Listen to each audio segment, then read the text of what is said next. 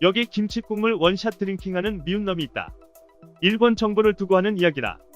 한국이 일본에 코로나19 검사 키트를 제공한다면 우선 성능평가부터 해봐야 한다고 했단다.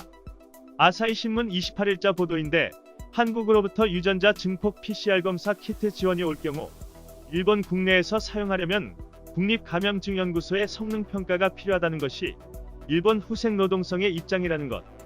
한국의 검사 키트에 관해 구체적으로 파악하지 못한 상황이며 자국에서 실시하는 PCR 검사와 동등한 수준의 정확도가 있는지 확인하지 않으면 못 쓴다는 게 원칙이란다. 아울러 PCR 검사에 사용되는 시약 등은 일부 제조사의 물량이 부족하기는 하지만 일본 당국은 전체적으로는 부족한 상황이 될 것으로 예상하지는 않고 있다고 이 신문은 덧붙였다.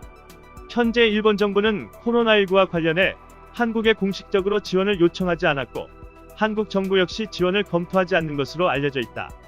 떡 줄 사람은 생각도 안 하고 있는데 김치 국물을 드링킹한다. 그러면서 구호우지 주려거든 우리의 성능평가를 통과하라는 개떡 같은 이야기다. 김치 국물 드링킹이야 지맘이지만 성능평가를 통과하라는 말은 왜 나왔을까? 바로 일본 내 광범위하게 유통되고 있는 가짜뉴스 때문이다.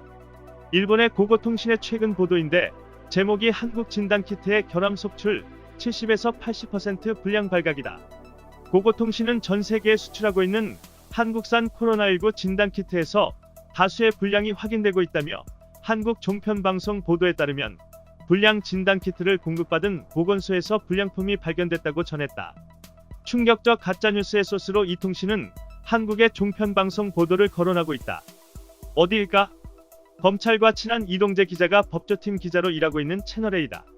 일본 내 한국산 진단키트에 대한 불신을 일파만파 키우고 있는 이 기사에서 불량이라고 지목한 진단키트는 사실은 진단키트가 아닌 검체 수송배지, 즉 검체 보관용기였다. 채널A가 25일 검체 수송배지 불량 기사의 제목을 단독 노랗게 변한 불량키트, 무더기 적발로 키워 보도하면서 생긴 문제였다. 검체 수송배지는 의료기관이 환자에게서 채취한 검체를 검사 장소까지 옮기거나 잠시 보관할 때 사용하는 것으로 감염 여부를 검사하는 진단키트와는 엄연히 다르다. 그런데 채널A는 이 보관용 수송배지를 마치 진단키트 자체의 문제로 오인케 만든 것. 더구나 검체 수송배지 불량 소식은 지난 20일 식약처가 보도자료를 통해 이미 언론에 배포한 내용이었다.